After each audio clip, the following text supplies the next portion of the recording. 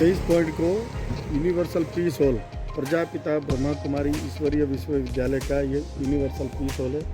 प्रजापिता ब्रह्मा कुमारी ईश्वरीय विश्वविद्यालय की all over world की मेन हेडक्वार्टर माउंट आबू के अंदर है, इसलिए इस जगह को टूरिस्ट प्लेस में दे रखा है। सामने दिखाई दे रहा है यूनिवर्सल पीस हॉल, 2500 से 3000 पब्लिक बैठ सकती, इतना बड़ा विदाउट पिलर हॉल बना हुआ है। इस हॉल के अंदर बैठा कर आध्यात्मिक ज्ञान आत्मा परमात्मा राज्य। देखिए अपने इस पॉइंट को तिलवाड़ा जैन टेम्पल के नाम से जाना जाता है। माउंट आबू का मेन पॉइंट कहलाता है। ये शिल्पकला कारीगरी के अंदर विश्व प्रसिद्ध बनी हुई है। इतनी बारीक कारीगरी पूरी दुनिया के अंदर आपको कहीं पर भी देखने को नहीं मिलेगी। इस मंदिर को बनाया है वस्तुपाल तेजपाल नाम के दो व्यापारी भाइयों ने, जो पाटन गुजरात के रहने वाले थे। उनके पास में बहुत धन संपत्ति थी। वो संपत्ति को छुपाने के लिए इस माउंट आबू के जंगल के अंदर आए और जिस जगह भी उन्होंने खड्डे खोदे थे संपत्ति छुपाने के लिए, उस खड्डों के अंदर से और संपत्ति मिलती गई थी। फिर उन्होंने सोचा कि इतनी ज़्यादा संपत्ति को इस जगह पर कैसे संभाल के रखा जाए। फिर उन्होंने सारी संपत्ति को यूज़ करने का, खर्च करने का विचार कर लिया और कुछ चीज़ ऐसी बना देवे जिससे कि हमेशा के लिए लोग अपने को याद कर सकें। फिर ये मंदिर तिलवाड़ा जैन मंदिर बनाने की योजना बनाई। 1400 मजदूर 1700 कारीगर बुलवाए और इस मंदिर को बनाने के अंदर लगातार 14 साल तक लगे। 1400 मजदूर और 1700 कारीगर लगातार 14 साल तक काम करते रहे, जब जाकर ये मंदिर बनकर तैयार हुआ। 400 हाथियों द्वारा मार्बल पत्थर की बड़ी बड़ी शिलाएँ माउंट आबू में लाई गई थी। उस मार्बल पत्थर के अंदर जितना बारीक काम करके जितना पाउडर इकट्ठा होता था, उस पाउडर के भारों भार सोना तोल के मजदूरी के अंदर दिया जाता था। और जितने टुकड़े पत्थर मार्बल स्टोन के निकलते थे, उसके भारों भार चांदी तोल के मजदूरी के अंदर दी जाती थी। उस लालच के अंदर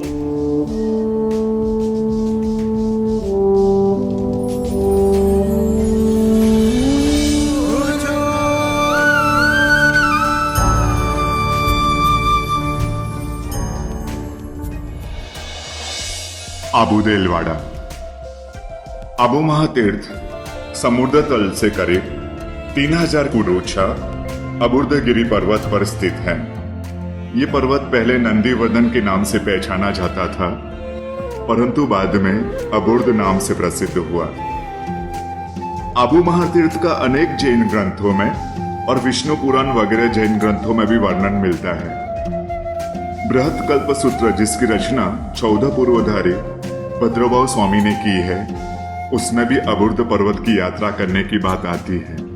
आबू तीर्थ पर श्री महावीर प्रभु के बड़े भाई नंदीवर्धन द्वारा प्रभु का स्वर्ण जिनालय बनाने का उल्लेख तथा ऋषभदेव भगवान के पुत्र भरत चक्रवर्ती द्वारा यहाँ जिनालय बनाने का उल्लेख मिलता है। इस पर्वत पर अनेक गांव बसे हुए हैं। कई प्रकार के वृक्ष, फूल, फल एवं औषधियों का भंडार है। यहाँ प्राकृतिक सौंदर्यता से भरपूर यहाँ का वातावरण है। इस कारण कई लोग इसे नंदन वन के रूप में भी पहचानते हैं, परंतु इसकी वास्तविक सुंदरता एवं सौंदर्यता 11वीं सदी और उसके बाद हुए दानवीर महापुरुषों ने जब संगमरमर के पत्थरों में प्राण डालकर अपूर्व अजोड़ शिल्प समृद्धि का निर्माण किया। हर का मंदिर। यह मंदिर गुजरात के भीमाशाह द्वारा बनाया गया है। यह अंदाजन 650-700 वर्ष प्राचीन है। अहमदाबाद के निवासी मंत्री सुंदर और मंत्री गड़ा ने यह मूलनायक भगवान की धातु की प्रतिमा बनाई। चमकते हुए पीतल व अन्य धातु की प्रतिमा होने के कारण पीतलहर मंदिर के नाम से पहचाना जाने लगा।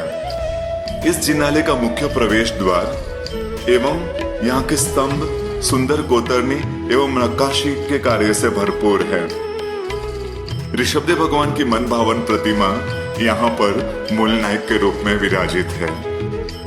गंभारे के बाहर एक और श्वेत पाषाण के सुंदर परिकर युक्त विशाल आदिनाथ भगवान की प्रतिमा विराजित है, जिसे विक्रम संवत 1525 अंदाजन 550 वर्ष पूर्व श्रावक सिन्हा और रत्ना ने भराई। इनके अलावा और भी अनेक सुंदर एवं अप्रतिम प्रतिमाएं इस जिनालय में विराजमान है। वह विशाल त्रिमंजिल मंदिर है। ये इस मंदिर को श्वेतांबर जैनियों के खतरगच समुदाय के अनुयायी दर्दा गोत्रीय ओसवाल संघवी मंडलिक तथा उनके कुटुंबियों ने बनवाया था, इसलिए इसे खतर वसई मंदिर भी कहा जाता है। तुम नामे सभी संकट छूरे, नागराज धरणी, नाम जपो निसि वासर तेरो, ए मुझे शुभ करनी। पास जिनेश्वर मेरे तुम एक धनी, मेरे तुम एक धनी। भव्य परिकर युक्त मूल नायक श्री पार्श्वनाथ भगवान की सुंदर प्रतिमा यहाँ विराजमान है। चारों दिशाओं में पार्श्वनाथ भगवान की मनमोहक प्रतिमाएं यहाँ विराजित हैं। इस मंदिर को कारीगरों का मंदिर भी कहा जाता है। कलात्मक कोरनी एवं नक्काशी से भरपूर है यह मंदिर,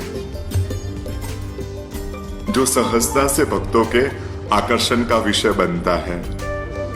ऐसा कहा जाता है कि विमल वसई व लूनावसी मंदिर के निर्माण के समय बची सामग्री से कारीगरों ने बिना कुछ लिए यह मंदिर बनवाया। आगे के भागों में हम दुनिया के अजूबे समान विमल वसई मंदिर और वस्तुपाल तेजपाल द्वारा निर्मित लून वसई मंदिर की यात्रा करेंगे। ये दोनों मंदिर जिन शासन की अनमोल धरोहर है, अनमोल वारसा है। इनका निर्माण करने वाले महापुरुषों ने अपनी संपत्ति, अपना समय, मैं तो कहूँगा अपने प्राणों का संचार इन मंदिरों में किया है। अभी हमने पीछे दिलवाड़ा टेम्पल देखा है और उधर फोटोग्राफी अलाउड नहीं थी।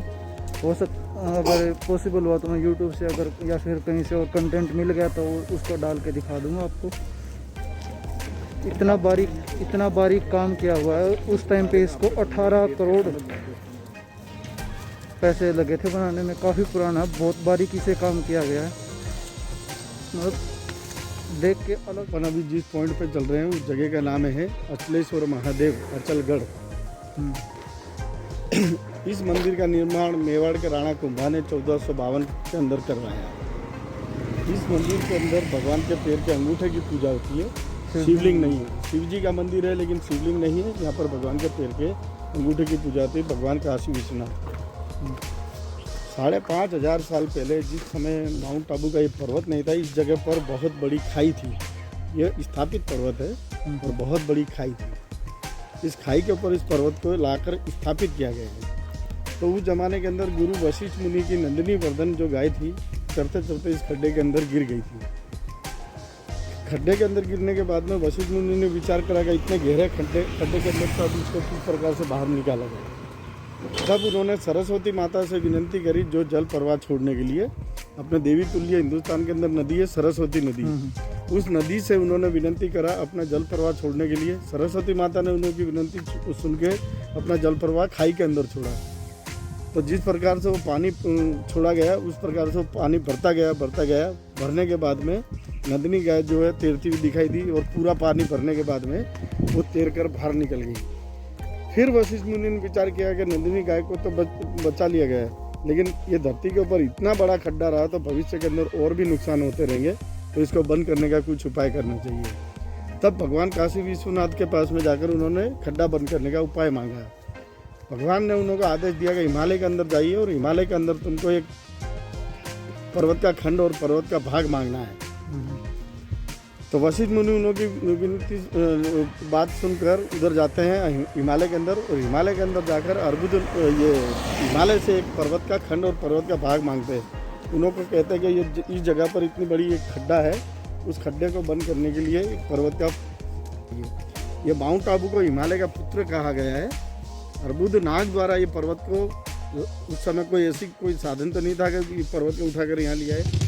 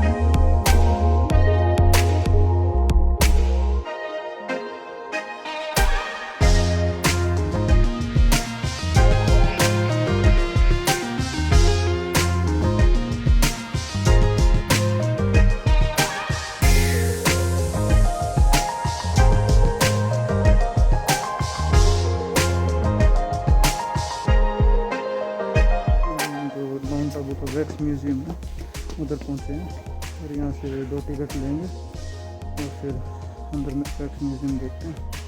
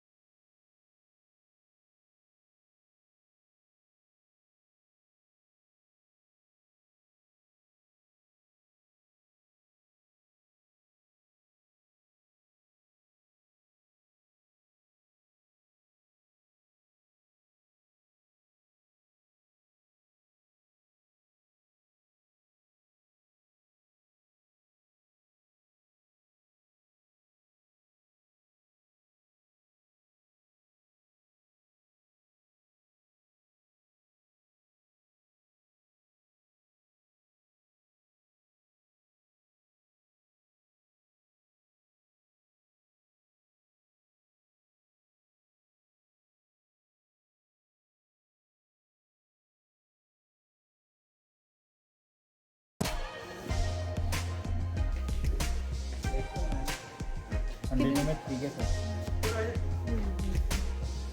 Rate same.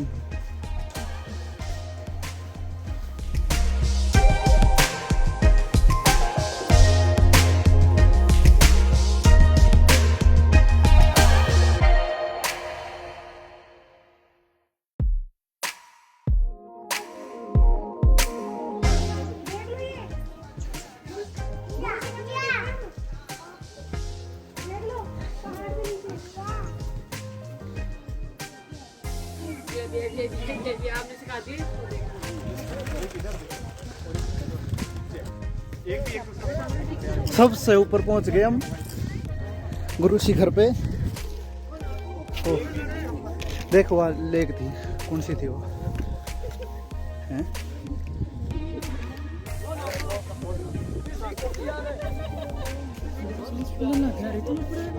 इतने ऊपर थोड़ी ऊपर आ रही है।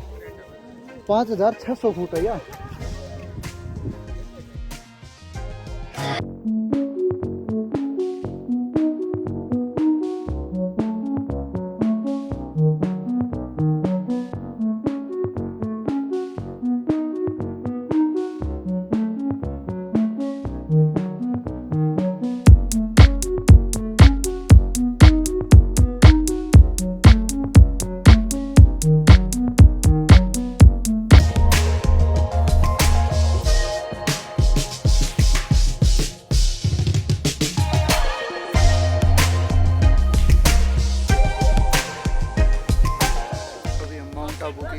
हाईएस्ट पीक पे हैं और यहाँ से जो सनसेट है उसको एंजॉय कर रहे हैं।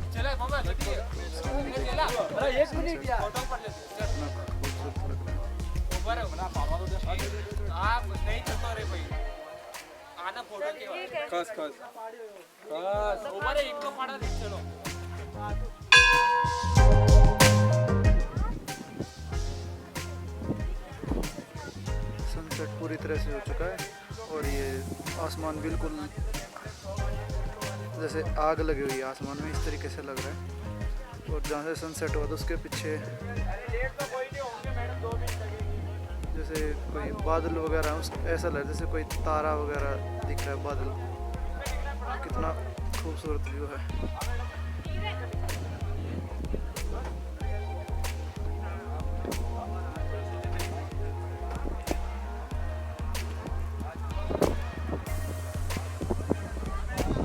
अभी हमने गुरु शिखर चोटी पे गए थे और वहाँ का सनसेट एंजॉय किया था और अभी हम उधर से नीचे जा रहे हैं। अब अपना रूम देखेंगे कोई आसपास और फिर सुबह हम जैसलमेर के लिए निकलेंगे। और रास्ता बहुत ही ज़्यादा ख़राब है, इधर काफ़ी बड़े मोड़ हैं, टर्न्स काफ़ी शार्प हैं और अंधेरा हो चुका बिल्कुल भी। आपको मैंने व्यू दिखाया तो आपको आई होप आप सभी को पसंद आया होगा। और जो सनसेट जो और भी अच्छा सनसेट और सनराइज़ है वो आएगा जैसलमेर में। आपको उधर का डेजर्ट का सनराइज़ और सनसेट दिखाएंगे। तो अभी हमारी नेक्स्ट डेस्टिनेशन होगी जैसलमेर, उसके लिए हम कल सुबह निकलेंगे जल्दी से।